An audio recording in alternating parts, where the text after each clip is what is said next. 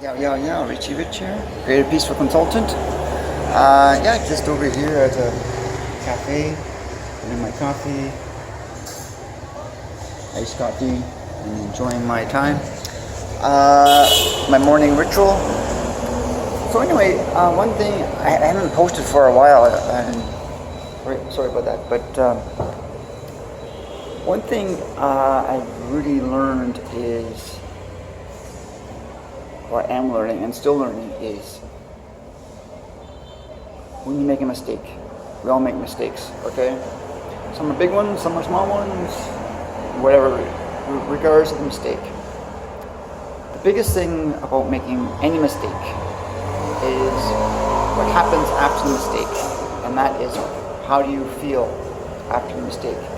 I'm not saying you're not supposed to not forgive someone or not forgive. You need to forgive yourself, and you need to not put guilt on yourself, okay? Regardless of how bad. It could be a horrendous crime. And yeah, you own up to it and take responsibility and everything else. But it's what happens after that, and it's the guilt that will eat you alive. And a lot of people will deem you for not being guilty, or not feeling guilty, or not feeling bad, or anything else. And that's not what you're supposed to be doing. You're supposed to be feeling, you need to feel good about yourself all the time, okay? And I'm not saying what the mistake you did is was justified or not justified. That's not what it is. You make a mistake, okay, let's say you made I'm not sure what kind of mistake it was. But anyway, you made a mistake. Maybe you offended someone or anything else, or you hurt someone, maybe physically, whatever else. Okay, you take responsibility. Yeah, you apologize, and you do the deals. And yeah, I'm sorry. Whatever it takes to make amends. But at the end of the day, you're moving forward. It's like water under the bridge. Basically, you take responsibility, and I'm not saying you're not going to be. There isn't repercussions of your actions of what you did, but you still move forward, and you need to not feel guilty, feel bad, or anything else. And that's a hard thing to do, even for myself. And it's not because you don't want that eating yourself up inside, and that creates stress. That creates for some people, that leads them down a dark road. Very extreme would be someone taking their own life. The other extreme is just feeling bad and no motivation or anything else. So it can be very difficult to implement it, but you need to not. How can I say it? You need to understand. Okay, I did something wrong, and you own up to it. But okay, now as you move forward, and don't let it eat you up. And that's, unfortunately, that is a big thing in society. It eats people up, and it doesn't. In some ways, it destroys people, and sometimes it can make things worse between relationships and careers and everything else going forward, because there's such. You feel so bad about whatever you did was wrong. So anyway, this is a quick little nugget. And so anyway, I have my report out. It helps you. It's called the Life Optimization Report. It helps you focus where you should be doing with your life. Helps you put more of a direction, more of a roadmap of where you should be focusing. And I have my book out, which is Operate at Your Peak. And yeah, I'm here to help people who want to, I'm in Vietnam, and anybody who wants to, side note, anybody who wants to get into some type of, wants to maybe relocate once all this pandemic gets maybe cleaned up, who knows. I think there is ways to get over here if people want to come to Vietnam and try a different country, but that's a whole process, and I can't guarantee that. There's a lot of people right now in the Western countries a lot of riots and stuff going on. Election's still not settled. This is end of November right now, and people are not very happy. And so some people are just kind of want to get out of Dodge. It's basically enough's enough. They've had enough of everything. Some people are moving away from cities. They can't take the violence anymore. Some people can't take the government anymore. So, yeah, I'm over here in Vietnam. Here's a mask bylaw, but it's right now in the outer areas. It's not totally really enforced. A lot of them use masks just more on motorcycles, and that was before. They've always done that. This is before. This is pre-pandemic. They've always wear masks.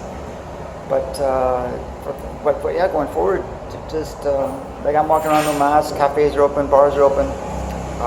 They are struggling with the tourist industry. Obviously, they're still closed.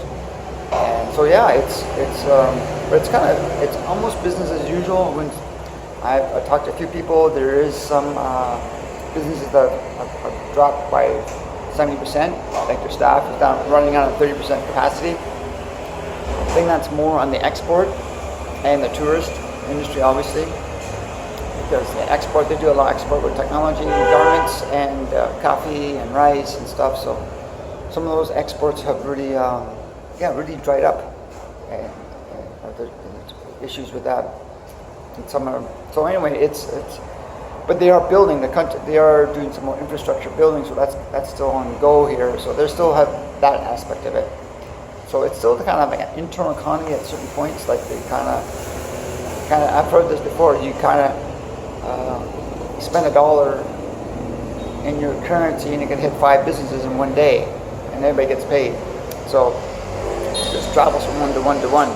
Goes to the coffee shop, goes to the spa, to the hair salon, to the food place. So, but yeah, it's kind of crazy in Canada and U.S. and Europe, and I'm here to help people. Look, if you want to get out of the rat race and stuff like that and try something different, what you need to do to relocate, what the mindset is, yeah, I can help you do that. And I'm not saying you should come to Vietnam. I'm not saying, to be honest with you, I think Asia's going to be a better place than most, maybe next to Central to South America. But yeah, I'm don't know what's in store for me in the future as far as going back to my country. It's very disconcerting right now. I see a lot of craziness, and everybody talks about, oh, you're in the communist country. Yeah, I'm in the communist country, but it's not. They just don't have elections. Put it that way. And you look at all the politicians, career politicians. Like, man, it's just a career. So that's the difference. At some point, you got career politicians over here. But that's a topic for another day. But yeah, it's the good people over here. I think every country has its own intricacies and pros and cons, and learning to deal with certain culture aspects of it. But once you understand it, it's pretty good. Like I find it very safe over here. Obviously, it's not very safe. There's certain areas you would not want to go to, but that's with any country.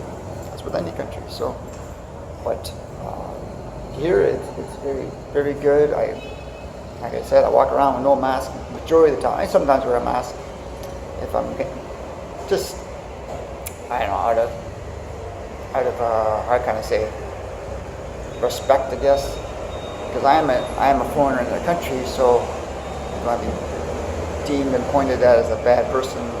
So I try to, I want to be kind of accepted in the community, so to speak. So that's more into certain other areas. So yeah, and like I said before, I have my lifeoptimizationreport.com. Check that out. Operate at your peak. Email me at courageousrich@gmail.com. I will be posting another video or two as well that I am offering services from over here. How can I say? It's something that's not going to take me a lot of time. The one is, and the other one is